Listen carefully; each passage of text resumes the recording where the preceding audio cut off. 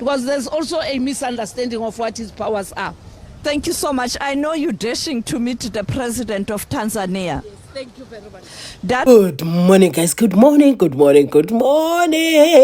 Once again, welcome to South Africa Lately, a channel that discusses South African trending news.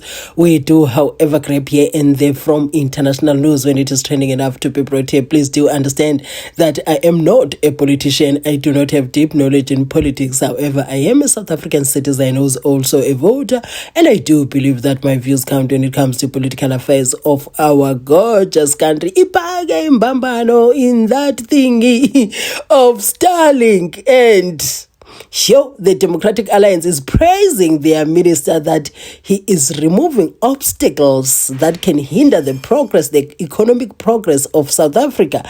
And you have MKENZIE and the EFF saying nonsense. This is not going to go down like that. So also the SAPC put up a post that says, that talks about, I'm going to read that to you shortly, that informs us that he is being invited by Parliament to appear so that he explains himself. Why are you doing what you are doing? And you know the way he quoted that post by the SAPC. It's like he's saying, game on, I'm going to show you what I'm made of. He said, I'm going to honor this invitation. So I'm going to read that to you and also going to share with you what the EFF said, what MK said, and Nomvula Mokonyane saying, you know what, this one is confusing how far his powers should go. So the SAPC posted, the Parliament has invited Minister Malatsi and the Communications and Digital Technologies Department to appear before it following the Gazette policy directive for the ICT sector. And you know what? Sally's got no time. That's the feeling that I'm getting. The attitude of his quoted post. He said, I will honor this invitation. And he put his hands together. And for me, I don't see somebody that is trying to humble himself. It's somebody that is confident. I'm going to prove why I'm doing what I'm doing. I'm going to make sure that you understand me. Do you get? You know what? The GNU is showing us the other side of governing. You see now? As the ANC, what is your reaction? Actually, the objective has been achieved. We emphasized continuously that we believe in a proper diplomatic communication, and this has happened. It was the President of the United States of America inviting the President of South Africa, and together they sat with the different delegations that they had. And of importance, the President was not chased away, the President didn't walk away, and he, together with the delegation, affirmed the issues that even President Trump himself was misleading the world about, because it was totally disinformation. Actually, the showing off of pictures and information that has got nothing to do with South Africa, that has got nothing to do with redress, that has got nothing to do with racism. But again, what happened in the closed meeting, we were told also was quite productive, and hence the issues about G20 are continuing. The negotiations by our Minister of Trade and Industry is proceeding, and of importance, the issues about the notion of genocide. Where there's genocide, we've got courts of the world that those matters must actually be flagged. But we now know it was just a comedy. Nothing that has to do with South Africa, nothing that has to do with white farmers in South Africa, but it was just, again, trying to defend himself on the basis of disinformation by people who are not patriots. Elon Musk, an elephant in the room, his body language was very angry or sad. We are told we were not in the private conversation. Did you receive a feedback from the ANC deployees in relation to Elon Musk, because people are saying there was an agreement in terms of Starlink. Can you clarify that Starlink matter and Elon Musk? We have the privilege of having the president, who's the president of the NC, and the Minister of International Relations, who actually acted like a diplomat, who has also confirmed that what happened in closed doors had nothing to do with Elon Musk, had nothing to do with Starlink. In fact, it was never a matter in those deliberations. And now going forward, the issue of the announcement yesterday, Minister of Communications, who is not an ANC member, but of course you have a government of national unity. The announcement in relation to that policy framework that is for discussions has fueled speculations that this is intended at making Elon Musk's request or application to be able to get that license. South Africa cannot create laws specifically for Elon Musk.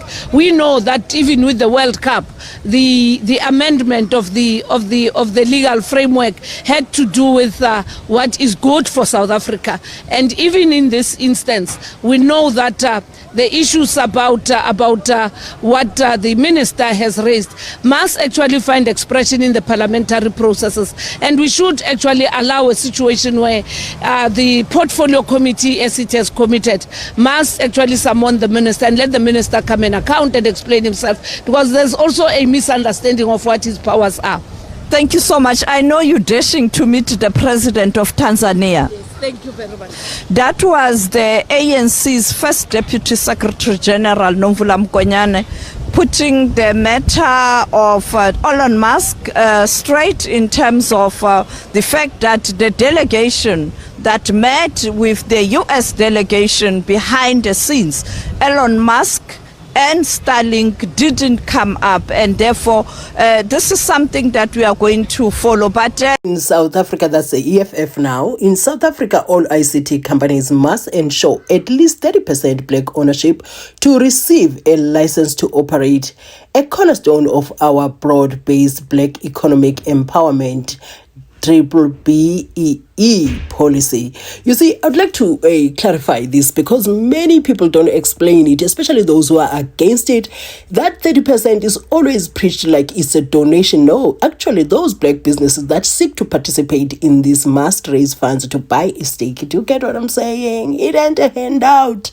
As the EFF continued to say, Minister Malatsi has gazetted a tailor-made policy that would let foreign companies like Elon Musk's Starlink bypass this requirement, replacing real black ownership with vague equity equivalent investment programs, EEIPs, such skills workshops. I think maybe they wanted to say such as skills workshop or digital literacy projects, instead of empowering black South Africans through ownership. I also worry about our startups who are in this space, what is going to happen to them when a giant like a Starlink comes into South Africa, right? The EFF continued to say the Electronic Communication Act exists to protect South Africans' sovereignty, ensure safe regulations of our digital space, and guard against national security threats through control of all information and telecommunications.